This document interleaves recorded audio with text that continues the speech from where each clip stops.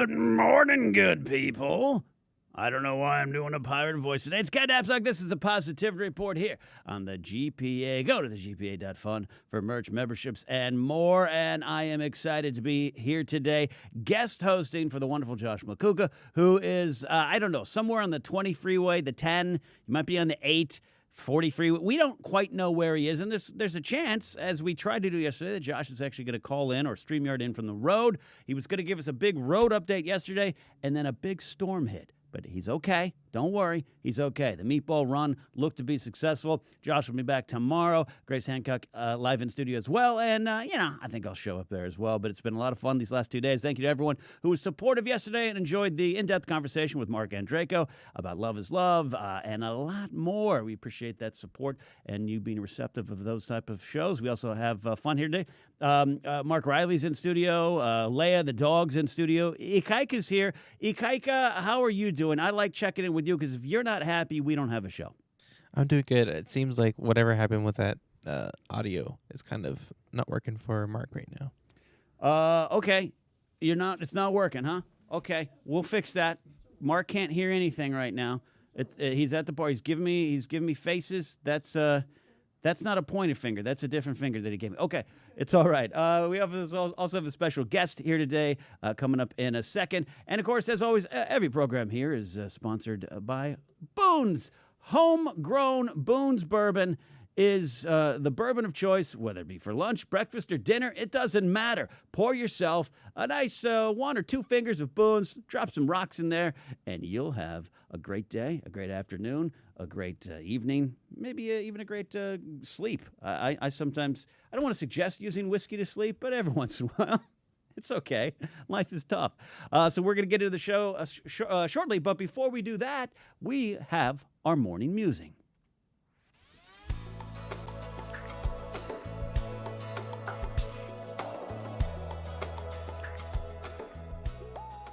So here's my morning musing for today. It's June 15th, which means here in California, and particularly locally, we are opening up this pandemic, this lockdown that's been plaguing all of our lives, I guess pun intended, for the last year or so is coming to an end, rounding up. We don't quite know, but here's the thought that hit me. A lot of today for us here and other parts of the country might have already been opened up, or you might have been experiencing this a bit differently. But for us, it's a little...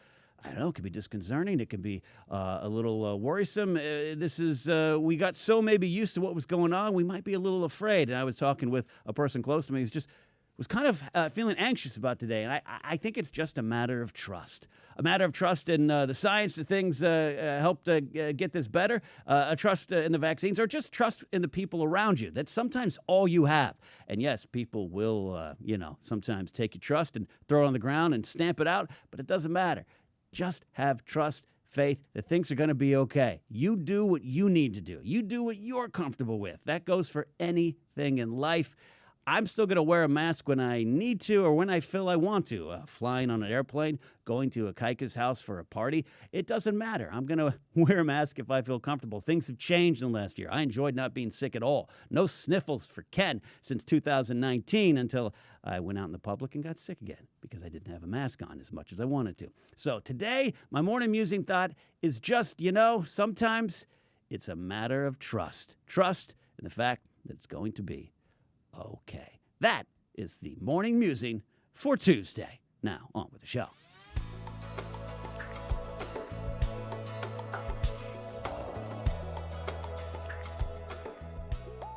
All right, everybody, we have... Oh, yeah, I moved too soon. I didn't follow my own notes. Hi, everybody. Ikaika's doing a great job. He is just technical directing the hell out of the show. I'm the one that messed up because I'm excited for my next guest. I've known him now for a few years. First, we worked together when we were launching podcasts and after shows and worked with the Schmoes Know Movie Show.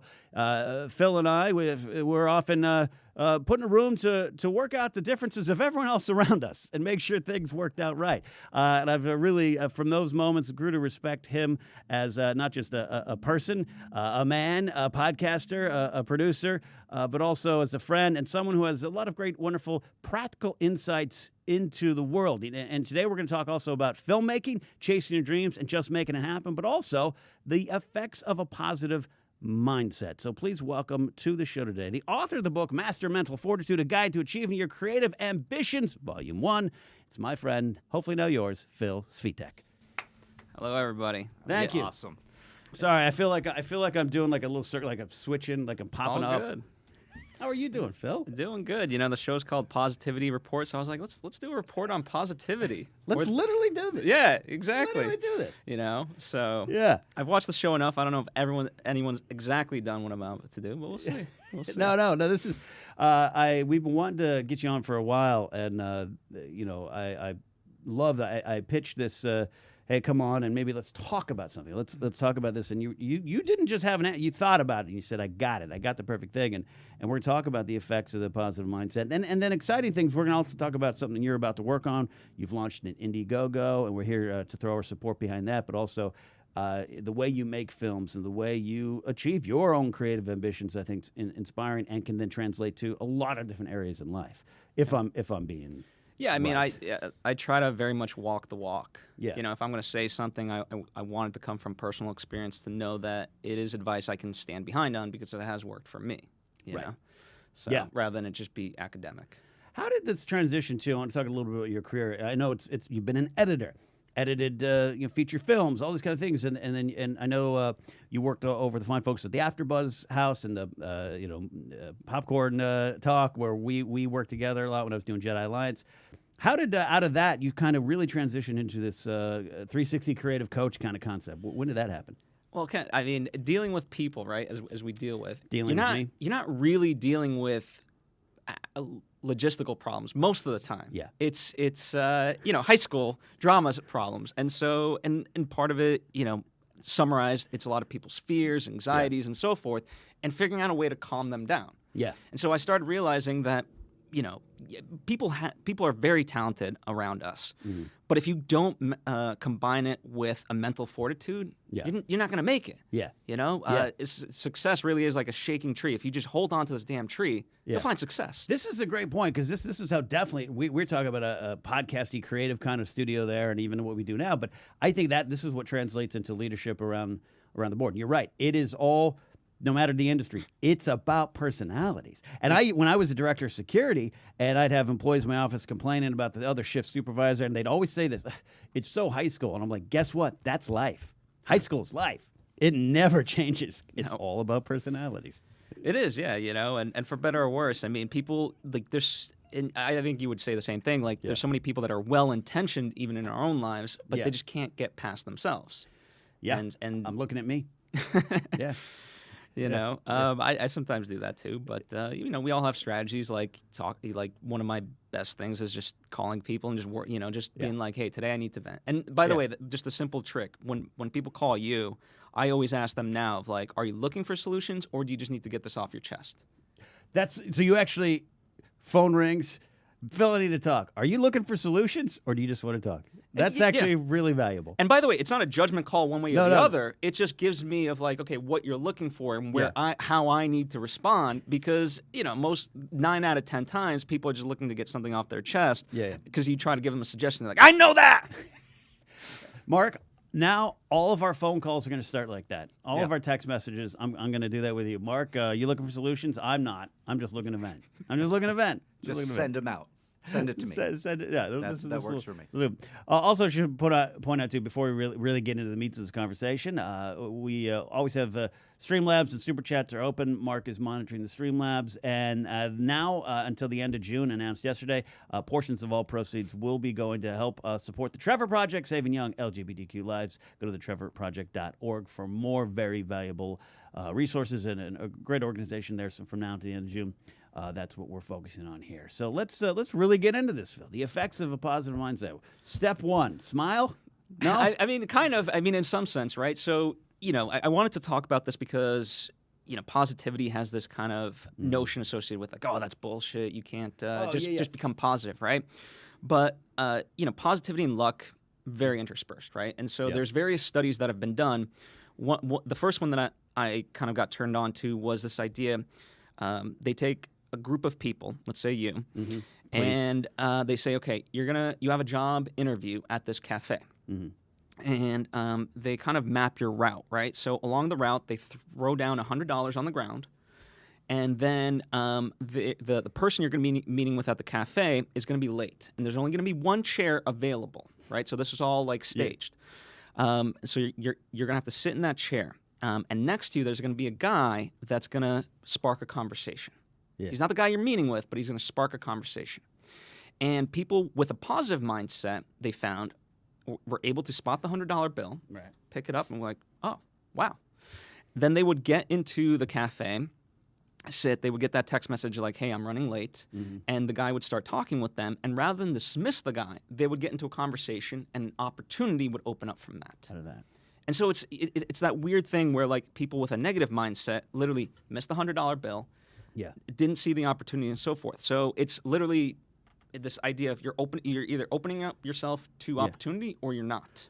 So this is a great spot to start because I play it up and I have a reputation as a grumpy curmudgeon kind of guy, but I also kind of really deep down feel, and I'll argue with people about it, which maybe means I'm not positive. But no, I actually have a pretty positive outlook and want to make things happen and I just want to enjoy things, and I just, I'm a little bit like Luke Skywalker lost on an island sometimes on purpose. I get that. I play it up, but I'm running myself through that test that you did. I think I would fail it.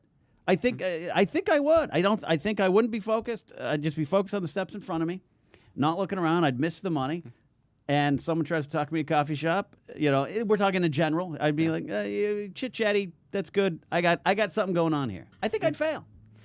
Well, it's not about pass or fail. It's more about just getting an understanding of yourself, because then once you do that, of course you can change, right? You can make that shift, and it's really, in terms of how to do that, right? It just starts with, okay, being aware of, okay, I'm doing this, right?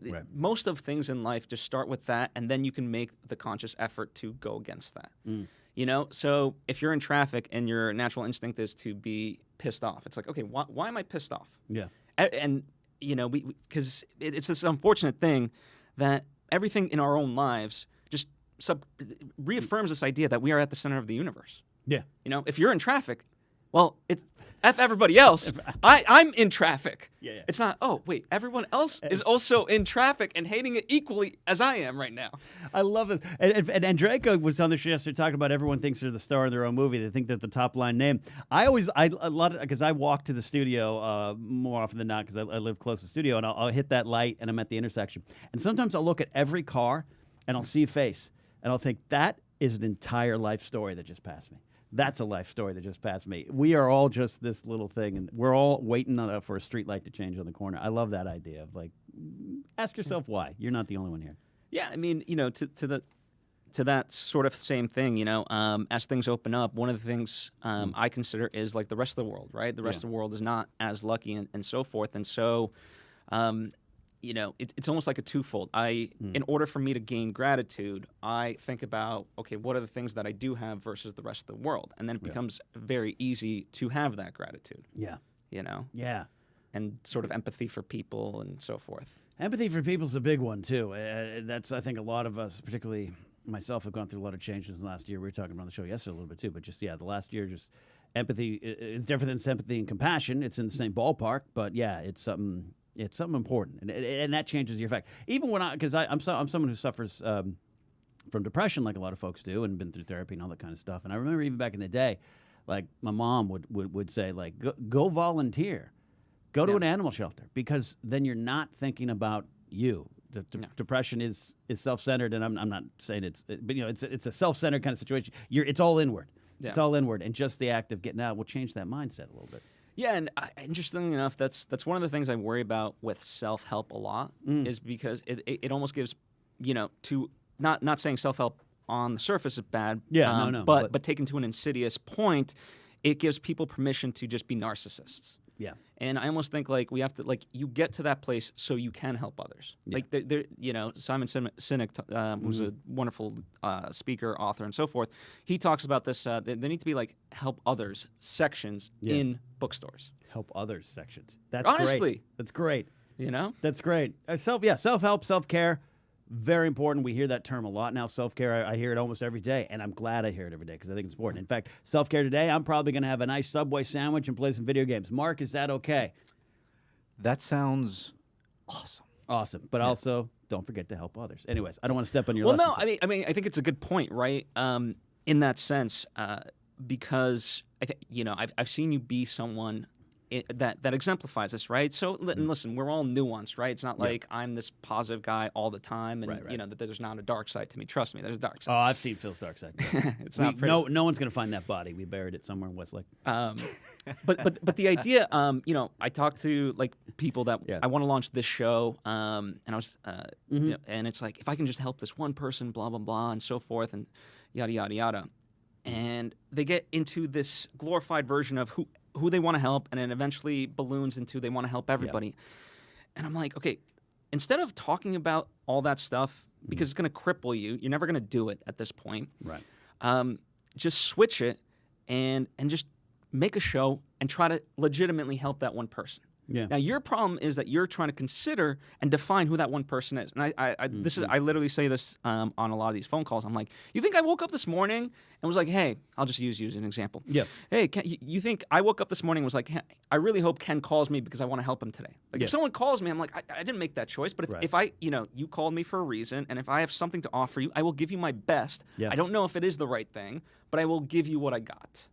Yeah. And so too many people, through that, I think it is like this narcissistic lens, try to define the outcome of how they're supposed to help or do or whatever. That's very powerful, Phil. You said something in there. If like I don't know if it's right, but I will give you all I got. Yeah. That's sometimes all that is needed. Not even all that is maybe required, but it's all just that's a great mindset. I love that. Can we put that on a T-shirt? Kaika, make a T-shirt. Do it. Yeah. But yeah, I mean, I know, like, I might be jumping the gun a little bit, but with the filmmaking and just in general, right? People always their mindset is on the outcome as opposed to the thing. And there's Stephen Pressfield, who wrote The War of Art, right? Yeah. Very famous book. He talks about you are entitled to the labor, but not the fruits of your labor. And like so that. meaning like this, right? So someone was talking to me, and they were like. And they said it in this exact way, which is important. They were like, but Phil, what happens if like you write all these books, you make all these movies and do all this stuff, but never make it? Yeah. I'm like, define it. Define it. Yeah. Because under your stipulation, I have made it. Yeah. Just I haven't become quote unquote famous. Yeah. In your example. Yeah. But that was not my goal. My goal was to make the book, the movie, that. Yeah, it's a weird. It's maybe I don't know if it completely fits, but yeah, I remember one time when towards end of graduating high school. I don't know if I've said it here in this channel before, but like one of my kind of acquaintances who used to kind of be a bully, but then found out I was funny and potentially successful, and was like, "Will you remember me when you're famous?" And I said, "Will you remember me if I'm not?" Like that's not necessarily what I'm out here for. I'm out here to do what I do, and how the perspective, the end goal, changing the perspective of the end goal of anything in life is pretty important. I like what you're saying there about that. Yeah, and to be honest, I almost like oddly don't want to be famous. Like I don't know, I've just seen so many famous people just go off the rails, and this is probably something that I need to work through in therapy. Like I don't know, I have such a fear that I would get in that way. Yeah, that I almost don't want to become famous. I'm with you on that. Mark Riley, you're pretty famous. What do you think about it? I don't want to be famous anymore. I get anxiety getting a tweet about The Last Jedi or something. Yeah. I'm like, okay, I don't want to talk about it anymore. I am not. I am an F- level YouTube Star Wars pundit. Yeah. But in Orlando, when I came out of the bathroom doing some business in the Orlando Convention Center, and someone was waiting for me outside the bathroom stall. That was a weird day. That was a weird day. Yeah. I was like, did you enjoy that? Did you enjoy what you heard? You want a picture? Anyways, sidetracking the conversation. This is great stuff here, Phil. Keep going on this. The effects of a positive mindset. And one of the things I love, and I'll pitch it back to here. It's easy, and Josh talks about it here. We have a positive mindset. Easier to love than hate. I think sometimes things Star Wars was easy. It's sometimes easier to hate because it's quicker, more powerful, seductive, and to make the choice to be positive. But there's a science to it. There's a little bit of a science when you change the chemicals going on inside. Yeah, I mean, it is that thing, like, misery is just as agreeable as happiness, ultimately, right? People don't really realize that. Say that again. That's wonderful. It's a Sebastian Horsley quote of all things. If you guys probably have no clue who that is. I'm just gonna go this. He was great in the. He was that like band. he was a dandyist who was like this very big, like, promiscuous, druggy, orgies all the time type of guy. Yeah. But yeah, he talks about misery is just as agreeable as happiness. Wow. Yeah. Yeah. It is. There's going back to the depression again. Depression is a real disease. It could be treated in many ways. Medication is one of those things. I didn't go that route. I did years of therapy, and it's still something I battle every day. It can come up, but I sometimes think depression becomes a friend for folks, and it's you just want to hang out with that friend. You really love that friend, and it is almost the idea of a new friend called happiness coming in. You're like, I don't want to hang out with that guy. This guy I know.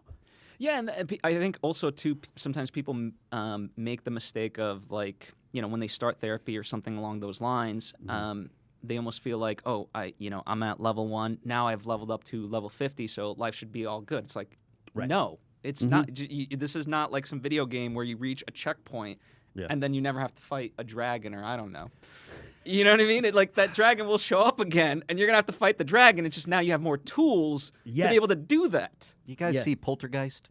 I'm too afraid. The original Poltergeist. Yeah. When she goes to run after Carol Ann to save her, and the hallway keeps getting longer and longer and longer, that's been my therapy lately. It just feels like it's an endless kind of... Yeah.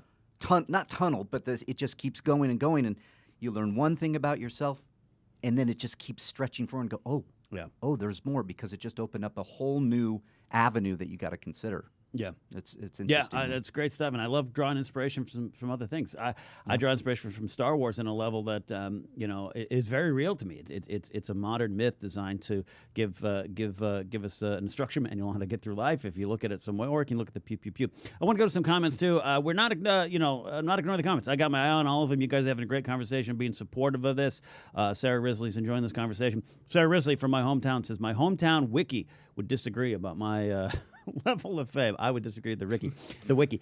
Jersey Girl Lori says, another tip is to take a deep breath and say thank you every morning before getting out of bed. It's really great for setting a positive mindset for the day. I'll yes and that, right? Yeah, yes and. Too many people just naturally say thank you. So if you want to try to, if someone gives you a compliment or does something nice, vary it instead of just saying automatically thank you. I love that idea. So Jesse Roach saying, talking about the medication aspect too. Of depression, happily medicated here. Favorite antidote is if you can't make your own serotonin, store-bought is fine. I do love that. I love that stuff. Yeah. For me, I made the choice in terms of just talking about depression. My therapist was like, hey, we can try some medication.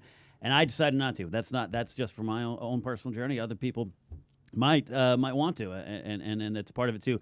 Part about seeking solutions. I guess sometimes if you want to ask yourself, do I want a solution in this therapy session? There's different ways to find it. Yeah, I mean... sort of tied into it, maybe not, this idea of just using what's at your disposal, right? This for me is more specifically about filmmaking, but you could extract that to whatever else. I know a lot of filmmakers like, oh, I don't have this camera, I don't have this location, I don't have these actors. It's like, okay, you're focused on all the things you don't have. What do you have? Yeah. And I don't care if it's at this point like a cell phone. I mean, Ken, go back to the days when we were kids and so forth, like to have what we have in our pockets to be able to film stuff with, like it has better resolution than the mini DV cameras we were running around with. That is so crazy. It is so crazy to think that. Like I look back. I started my radio career in the '90s, and we tried to do some fun, weird, early multimedia stuff days. And I think if I even just had a cell phone. Yeah. And here we built this studio, and we love broadcasting to you all 5 days a week or more here for Positivity Report. And even sometimes we can get here and go, man, we're lacking this. And I think for even the Good People Association, we need to take that reminder and go, what do we have?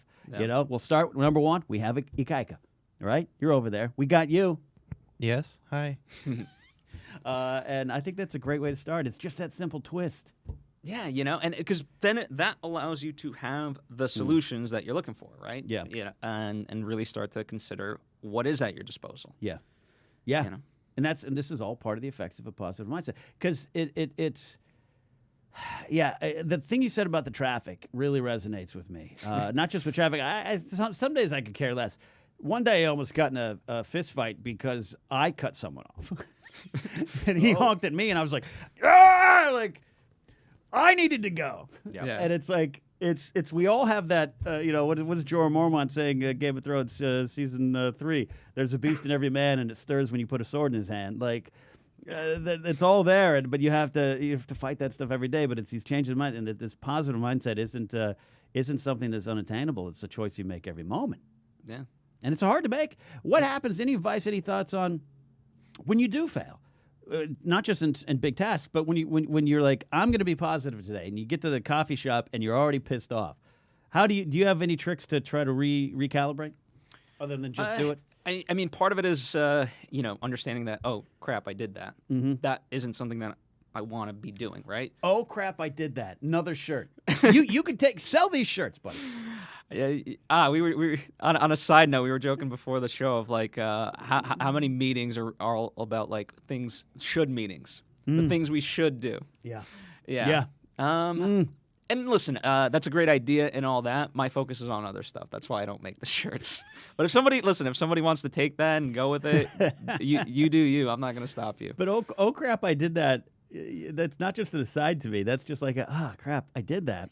And you have to acknowledge it. And maybe you're going to do it again because it's your nature. Or here, I am my father's son. Like, I sometimes look at the stuff my dad does and I get annoyed. I'm like, oh, that's because I do it. Oh, crap, I did that. And that's okay. It's okay. Yeah. It's about what's going forward. Yeah, and that is the right. It is okay, right? Mm-hmm. So have that ability to also be like, okay, I did that. Mm-hmm. It's in the past. It's done. But if there's anything, the only reason you should go back into the past mentally is to learn something from it. If you're going to beat yourself up over it, there's no point, right? And yes, and oftentimes humor actually is very therapeutic in this sense. And I wouldn't like prescribe this and just go about it willy-nilly. But at the same time, there have been times like if someone's really depressed, and they're like, I really don't have a purpose in life. Like I'm not good for anything. I'm like, if you died tomorrow, we could cut up your meat and we could feed it to some dogs. So like that could be pretty useful. Just and the reason I say something like that is because of the absurdity of it. Because it clashes with what's kind of going on and what they're considering mentally. Like, okay, yeah, I guess I have some purpose. That wouldn't be the purpose that I would want in life. Yeah, but I guess you're right. Consider it in a different way. This is awesome. Let's look back here in this conversation. I want to also get into the filmmaking conversation, talk about this new exciting project you got going on here. The effects of positive mindset. Can you boil it down into 3 easy steps? 3 easy T-shirts? 3 easy T-shirts. I don't know about the T-shirts exactly, but one, just be aware, right? Mm-hmm. Make yourself aware and be cognizant in those moments as much as you can of like, okay, is this what I want to be doing? Is this not? Yeah. This is great. Try to, and when as much as you can, educate yourself. Get the tools, whether it's through meditation, yoga, talking with friends, journaling, going, as we talked about, medication, therapy. Really, you could be reading a book. Get those tools, and then just continue the practice and know that every day, every day is a new day. Minute by minute's a new thing, and you're gonna mess up, and that's okay. That's okay. Minute by minute's a real powerful one for me. That's great stuff, Phil. A couple comments. Peaceful Guy. This is great from Peaceful Guy. Self-awareness, self-reflection, self-responsibility, self-discipline. Those are good selves in there. Those right. are some good. That's a T-shirt right there. There was also a band in the '90s called Self. I used to have that T-shirt. Sarah Risley says, one of my biggest conscious efforts is balancing my listening to my employees and moving them to action. I want to make sure they feel heard, but at some point the meetings need to end. I don't know if that will fit on a shirt, but I like that one too as well. Yeah, no, that's definitely really good advice. Sheila Toner with a super chat. This is one of the best episodes so far. Thanks for joining the GPA family, Phil. So much love and support happening in this chat. The community is truly filled with good people. # mental health matters. # Trevor Project. That's right. Thank you again for if you're just joining us from now to the end of June. Any super chats and Streamlabs portions of all proceeds will go towards the Trevor Project. You give more information on what they do at thetrevorproject.org, saving young LGBTQ lives. Quite frankly, daily with the great work they did. And we had a great conversation about what they do with Mark Andreyko yesterday and his comic that he helped put together, Love is Love. So check that out if you missed that interview yesterday. Great stuff coming in. So, Greg, in our chat, I always take a moment. I always highlight how just warm and supportive our chat is. Some of our regulars, like Aaron Jordan and Uncle Van Doren, Lovely Ann Clark and Danny Medina, Peaceful Guy, Jenny Lawson, Lauren Romo. So many just John Mariano's here. Well, John's okay. Of just people who really just are sharing things in chat and talking about things. And Phil, I thank you for bringing some of these important things here about the effects of a positive mindset. Yeah. I guess two last things I'll say. One, study Stoicism. I think Stoicism in particular, it's a philosophy on kind of life and so forth that I think resonates with a lot of people. And the reason it's goes back to like Greece, Roman times, and so forth. And many presidents, many world leaders, cite it as a thing, right? And so, part of it is, to me, I also try to study history. You know, when the pandemic hit, I try to really go back and be like, okay, let's look at all the pandemics that have happened, and then, all right, I can kind of know what to expect. Right. Yeah. Yeah. Leanne Clark with the great super chat as well. Leanne had a comment about filmmaking. I'm going to make sure I highlight that because we're going to start transitioning into the filmmaking stuff and just making your creative ambitions and dreams come true. But I think this is it really kind of flows from the conversation. Yeah, I mean, I mean, all this stuff has to be put to use, and so for me, that use is filmmaking. Yeah, this is a great conversation. So the first thing is, so Phil, you have, like I said, you edited and worked on a lot of things. You made a lot of magic happen with the podcast and the video cast back in the day. And by back in the day, I mean it's really just 3-4 years ago, but time just feels like a decade ago that we were working. I think it was 2014. 2014. Officially. Yeah, we're getting up there. It's crazy to think. But how many feature-length films have you made now? I've made 2, but one of my own. One of your own. Gotcha. And now hoping to make a 3rd. Let's talk about this. This is a great. You called me the other day, and this is really exciting to talk about it. And we'll plug the Indiegogo that's associated with this. Yeah. So my first movie was about a group of people trying to find love and meaning in LA, right? And so we primarily shot in downtown LA, Grand Central Market. The movie should be coming to streaming soon. I can't say too much about it, unfortunately, but I can talk about the plot, certainly. And so, we did it. I self-funded it for like $6,000. Yeah. We shot very guerrilla style, and it was just like, let's just do this. Like filmmaking doesn't have to be this hard. If you have a good group of people that just, I know they want to be actors, so let's do it. I can operate a camera. I know all the stuff. I can edit myself, and we'll keep it simple. This is a what do you have conversation. Yeah, exactly. And so, and that film did well. Again, talk about like just doing the process, not expecting results. Like, I just wanted to make a movie. Yeah. And luckily, it was embraced in film festivals and so forth, and kind of went from there and has a deal and so forth. Which is very strange because none of these festivals I've been to, so it's all virtual. You just get an email of like, you won this film festival. Yeah, you're like, here. Oh, cool. Jump into our Zoom. Yeah. And so with my second one, I was like, okay, well, yes, of course I can make another movie in LA or something like that. But I was like, let's have fun with this. Yeah. So the sound guy that I found for my first feature film, he actually lives in Bogota, Colombia. And very nice guy. This is a guy that I never want to stop working with. He's just salt of the earth because, the big thing, I can make a movie look good, but if it didn't sound good, like we're filming, with lavs in Grand Central Market. So it's like, imagine like this loud cafeteria type place. Yeah.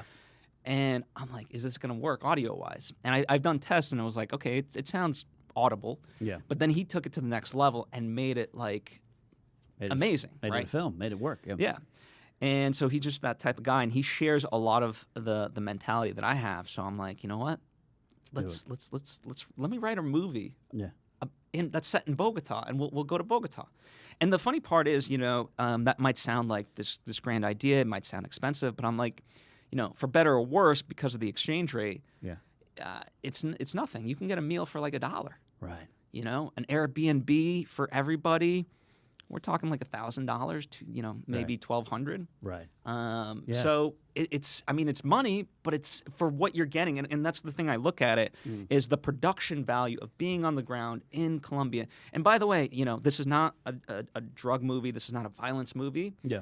So that to me, just for creatively, but also from a business perspective, has a novelty to it because all we're used to is Pablo Escobar. Yeah. These tropes and these, looking at through the Western lens and all that kind of stuff. So you're telling a different kind of tale down there, which involves a romance drama about two sets of American tourists who bump into each other in Bogota, Colombia. That's kind of the pitch. That is the long and short of it. That's the long and short of it. This is fascinating. We'll talk about it here in a second. But Lovely Ann Clark says it's hard to be a filmmaker without money, which is very true. I've been trying to finish one short, but things keep falling apart.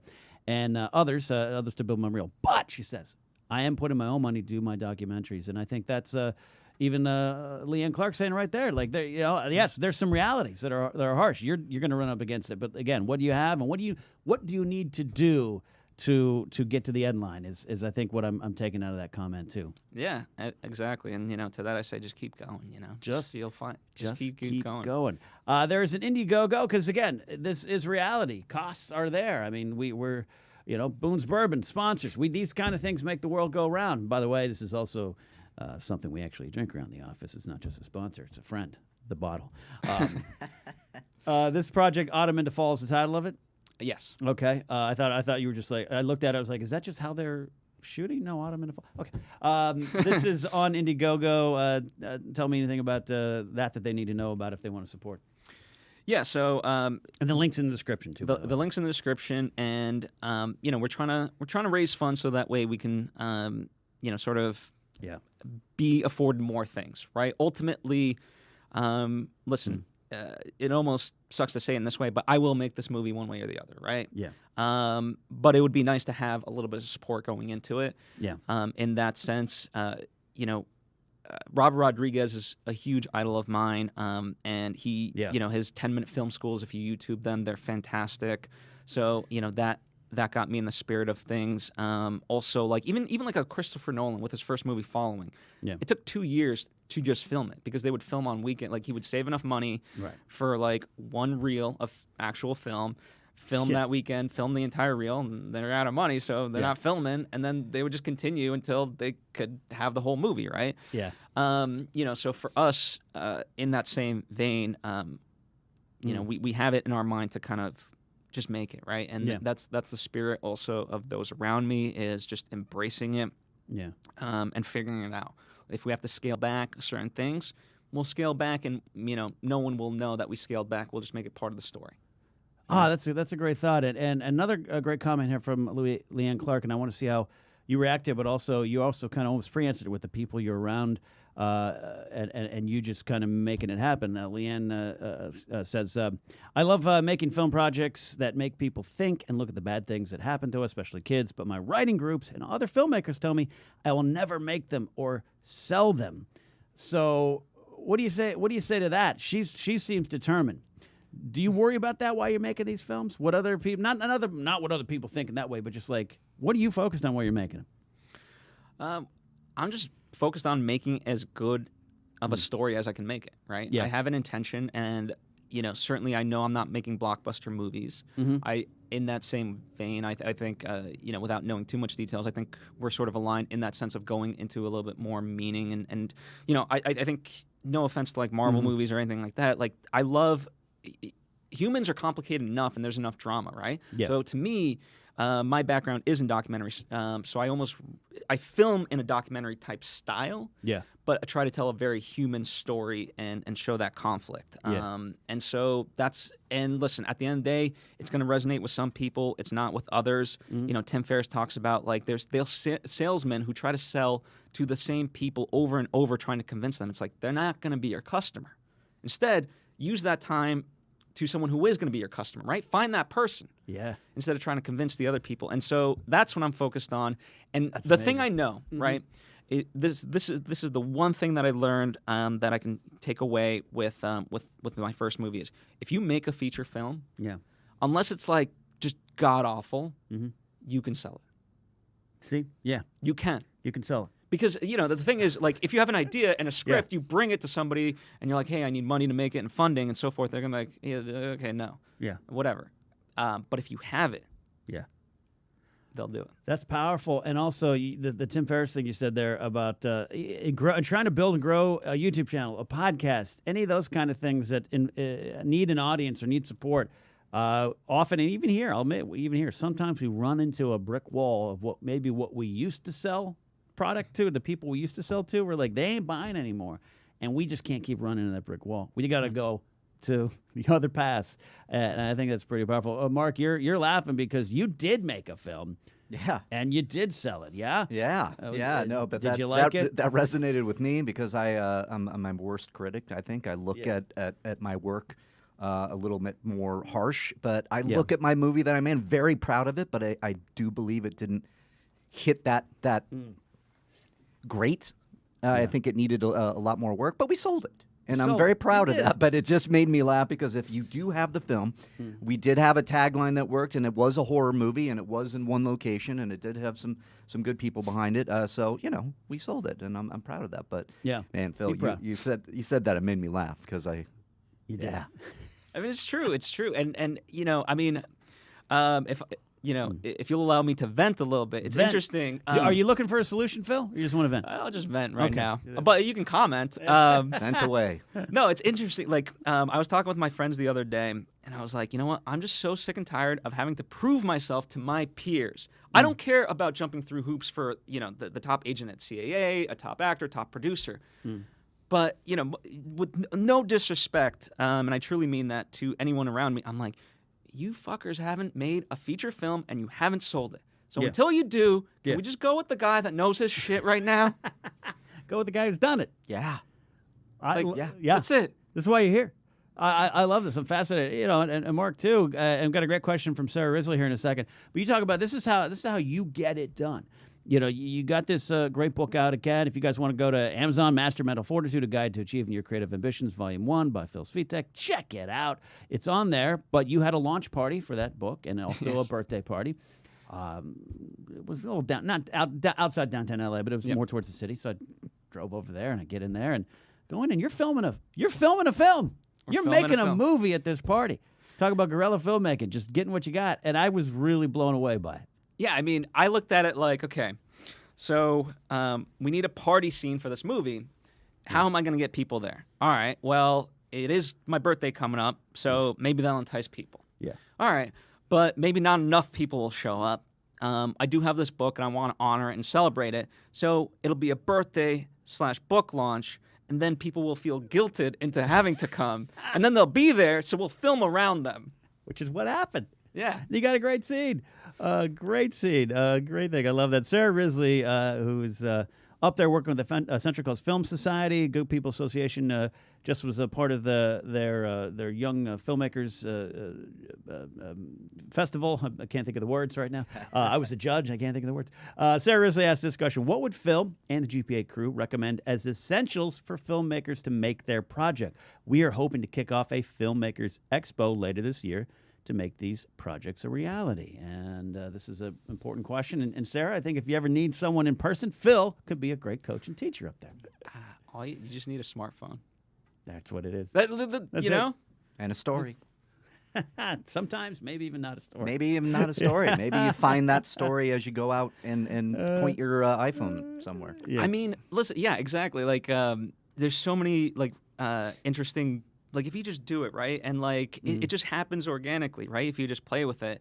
And, I've seen movies where, someone just follows a dog and then the dog becomes a character. And it's like, this is just so inventive. And there's not real story here. And obviously, it's not a feature film. It's 2 to 3 minutes or whatever. And it's like, that was fun. Yeah. That was inventive. Yeah. That was really cool. It showcased, what you're able to do. And I loved it. It made me feel good.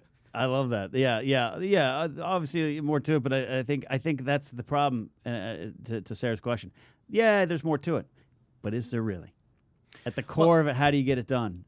Well, start with I listen to the Team Deacons podcast, and so that's a podcast hosted by the wife and husband duo of James and Roger Deakins. Roger Deakins being a top cinematographer in 1917, right? Blade Runner 2049. And Mark, you watch those pictures?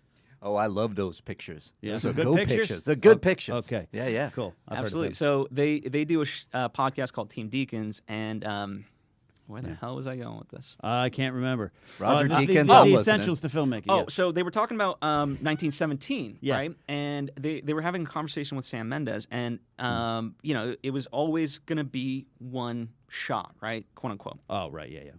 And Sam told Roger initially, he's like, let's not talk about the logistics. Let's just talk about what we want to do. Right. Because in that sense, like, if you talk about the logistics before you really even envision the dream, I mean, it's like you'll never be a filmmaker or artist of any kind because the obstacles are just too great, and you're like, yeah, that's not worth it. Yeah. So have the dream first, because that'll be the North Star of, like, it'll be a reminder of why the hell you're doing this. Yeah. I love that. What is I'm putting you on the spot here as we wrap this great conversation up here. But what do you think what's the one big mistake a filmmaker might make and why things don't happen? To me, honestly, it's just their own inherent fear. Like, I don't think, sure, we could talk about the technical here and there, you know, bad sound, bad lighting, stuff like that, bad editing, I don't know, bad acting. But to me, it's just, a lot of people, it's just their mental attitude towards it. Yeah. And I'm just baffled, you know. There was somebody that today posted, they commented on this, like, positive motivation thing of, like, oh my God, thank you so much. This was exactly what I needed. You know, I'm always looking to be creative. And, you know, there's this snarky side to me. I just wanted to respond back to her personally and be like, really? Because I gave you some opportunities the other day, and it seemed like you didn't want to be that creative. You didn't want to be that creative. I love the snarky Phil too. Yeah. Snarky Phil's see it a lot. This has been a great conversation. I'm really happy that you come here and share your journey, share what you got going on. And we're not quite done yet, but I want to point you all to Indiegogo, Autumn into Fall, Phil Svitek's film set in Bogota, Colombia. It's on there, some perks and all the kind of things, but you can help support Phil reach his creative ambitions. But I know you already are, and you can find a way to make it work. Listen, I'll say this: if you go to my website, philsvitek.com, and if you want to support the film in a different way where you get more out of it, we can do a coaching session, things like that. I have my rates up there, but I'm negotiable. Yeah. I'll be honest, I'm negotiable. Negotiable. So, you know, if I brought you any value and you feel like I can help you, then you know, happy to help. I love that. Leigh, any questions for Phil? No, she's over there. Yeah, she's out. We're not quite done. No Streamlabs yet, Mark. Any thoughts from you, Mark, as a man making films yourself, writing, crashing drones into faces, and catching cats in windows. Phil, what I love about what you're doing, everything that you're working on, seems to start with a very simple premise, and more so, it just starts with character, which I feel like all stories have. Yeah, and we're not really looking at the plot or the I would say concept. Like a big Marvel movie might be more interesting when you're focused in on the Marvel characters themselves, but you're just telling me such great things with, like, 4 couples meet up in Bogota. That's it. Yeah. And that to me is good story, because you then lock in with the characters and that becomes the story. And you're interested in maybe that one. You mentioned the dog. Just watching the dog, and that becomes a character. We go towards character in story, and that's what I love. It's simple. Yeah. Well, in some sense, like, plot and character are synonymous, right? Like, the plot doesn't move without the characters. You know, the characters don't move without the plot. And so, you know, as far as my movie, it's very much like there's this ticking time bomb. One person is about to be married back home. One person's really depressed and is looking for inspiration. Oh, he's a podcaster. Huh? He's a podcaster? Could be. How'd you get to Bogota? And so, you know, it's kind of that exploration of, you know, they see something within each other, and you know, how does that grow and so forth, and at the same time, does it, like, just ruin their lives back home? Love it. You know? Love it. Because we romanticize. I mean, like, you go to any foreign country, right, or just a trip, like, there's just not even take out, like, the physical romance of it, just the romanticized idea of being somewhere, right? Oh, I want to move to every city I vacation in. I'm moving to Nashville. I'm moving to New York. I'm moving to Seattle. This is a great 2 days. Exactly. And so there's that falsity to it, you know? So. I love that. No, that's great. Ikaika said the same thing one day. He's like, I'm going to come to Burbank. I'm going to move here. Now he regrets it every day. Not yet. Not yet. Maybe soon. Oh, yeah. All right. Give it a year. This has been great. A lot of fun having this conversation and finding getting into the mechanics of being positive and the mechanics of chasing your dreams. And I always say make your dreams your goals, but that also means start with the dreams and build from there. And I'm no wise person here. Jeff Nichols says, y'all heard of Kiss? Keep it simple, stupid. I've heard of that. Yep. And I've seen the band in concert a few times and gone to Kiss mini golf at the Rio. So we're having a Kiss conversation now. We're not quite done here on the show. I'm debuting something here right now. Kaika, if we're ready for this, this is something that's probably going to end up showing. I'm launching a new concept here on the channel in a couple weeks called Ken Goes Live. I'd love to have the graphics. I'm still working on it with the great Brian Ward. This will be on Thursdays, alternating with the afternoons. Internet for Old People, probably going to wrap up. We have a special Spice Girls, all Spice Girls edition of Internet for Old People is coming your way shortly. But a new concept's coming in. I'm going to try something out. But on that show is something that we're going to debut here today about joy. It's called The Robbie Minute.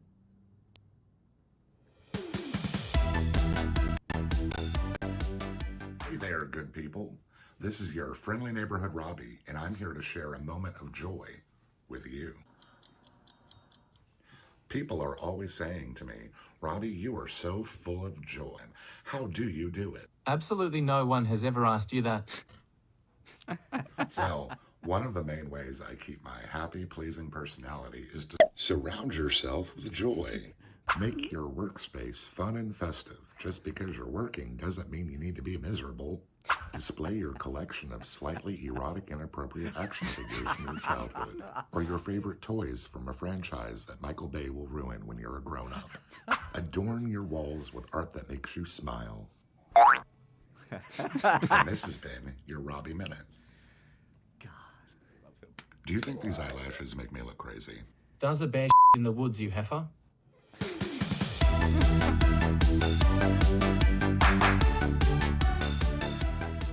I went to my buddy Robbie Smith. I said, you are so full of joy. We need to share this with the world and teach people how to achieve joy in the Robbie Smith style. And he said, give me a minute.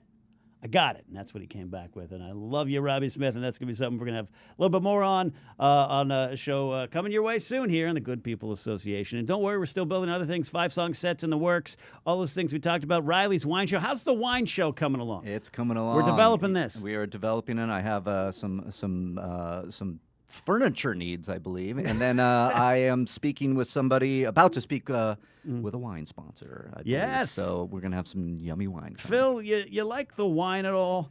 I do. Interesting story. Oh? So in Slovakia, where my family's from, we have vineyards and stuff like that. So Yeah. I grew up on a Yeah. vineyard. Yeah. I think I did know that. You grew That's up right. on a vineyard. So you not just love wine, you've probably stamped some grapes. Yeah. Yeah? Done all that thing. What this is? You got a guest already. I'm booking your Phil. show for you, Mark. Please come and talk wine with me. I mean, the interesting part is like I learned the names of grapes in Slovakian. So like I have to like I'm not gonna lie, Phil. That's truly learn it of like Yeah. in the of like what makes a Merlot and other stuff. I'm not gonna lie. That's kind of sexy. What are some of the Slovakian wine grapes? Yeah, I'm interested. Well, now the funny part is I haven't spoken. I don't get a chance to speak Slovakian that much. So Okay. I kind of. I won't tell you what. I won't know the difference. Neither will I. I'm a I'll Russian. say na Slovensku máme dobré víno. That's one grape. I heard. No, that I means heard, in Slovakia we have good wine. Yep. My family's known for white wine. So in Okay. particular, my grandfather really loves Riesling. So we have sweet, like yeah. 6 barrels of that, and then another, and then we have like 2 reds generally. This is What great. kind of reds? I'm a red guy. This is a preview of the wine conversation to yeah. come. What- I think what is it? What would it translate to? One's like a Shiraz. Oh, okay. I like that. I think they both might be. I mean, it also depends because it's been, I mean, that's when I was growing up, so it might have like changed. Yeah. Yeah. We might have gotten. This is great. Oh yeah, The more things coming, more things. and then Riley brought that drone out, and then We're Yeah. talking about doing something with the drone, but We got to do something with the drone. I don't know if ever. I wish we could. We should have played some of that footage. I wish we should. Oh, go to my Twitter account right now. Yeah. I don't know. You can pull it up probably, Ikaika, on Twitter. Yeah, but this is the Riley had some great drone shots, but then you found a cat, your mom's cat, right? My mom's You cat was discovered the cat. watching. It was a beautiful sunset last night, and It looked like the sun over Endor after the Death Star was destroyed. yeah, beautiful. yeah, just sitting out there and enjoying everything and beautiful scenery. And I went, I got to get the drone. Get the drone. And then I just did. I saw the shot in my head, and it was beautiful trees and the sunset and everything. And then I said, I'm going to turn it around, bring it back to the house, and there's Rue. Rue just watching. Rue looking through the window. What the hell is that thing? And the cat and the ominous, as somebody on Twitter then responded, and then the ominous music played. I'm going to plan my killing of this person later. Ding, ding, ding. Yeah, it was a lot of fun. I love our drone. Awesome. That's great. Yeah, so we'll do some more with that.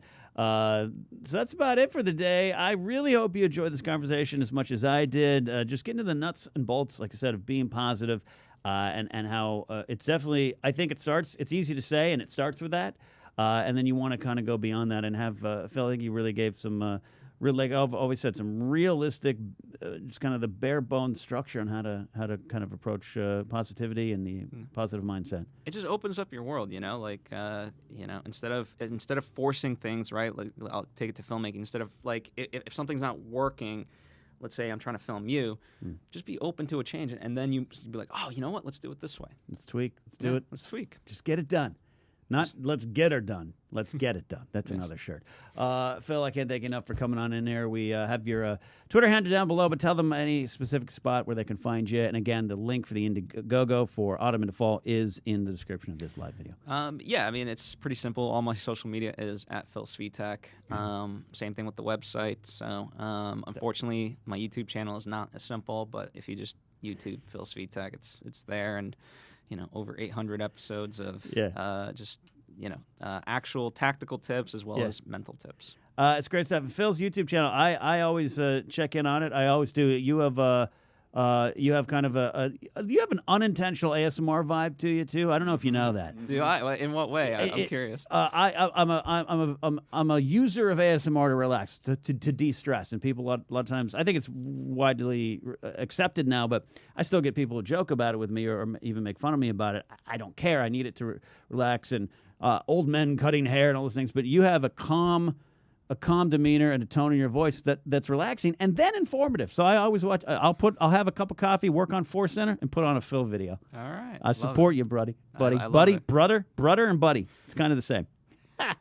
That is it for today. We are out. Josh Macuga, he's texting me. He's texting me right now. He can't call in, but he's back on the show tomorrow. That Sprinter van made it. So we have that coming your way. The Positive Report with Josh Macuga coming back tomorrow. We get the main show. Josh Brady on Friday. I don't even know if we've booked guests yet because, again, Josh was a little tied up. We got some cool news coming. We got a meeting tomorrow. Let's see if it's a we should meeting. Yeah, we should meeting. We've got a big meeting. We'll launch something soon and let you all know about it here. Don't forget to check out Mondays, every other Monday, Pause, Play, Repeat. Ikaika and Luke holding down the fort. How's that going over there, Ikaika? We played Call of Duty yesterday, and we played like crap. Well, but you did it. You did it. Yeah, we talked a little bit of E3, and we might next time, too, because Nintendo just had their press conference this morning. That's right. So check that out today on Riley's Cantina. Koi Jandreau coming in, talking Spider-Man and more. Right, Mark? Yeah, we are. And maybe we'll talk about all that Batman news that came out yesterday. Did you hear about that? I did hear about the Batman news, and I'll tell you what, for once in my life, I'm not Batman.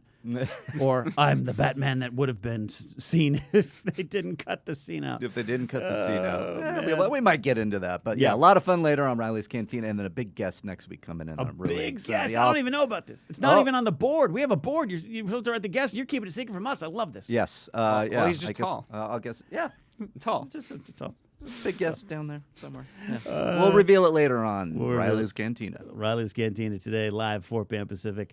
That's it for now. Go to the GPA.fun for more merch, memberships, and more. Special thanks to Robbie Smith for the Robbie Minute.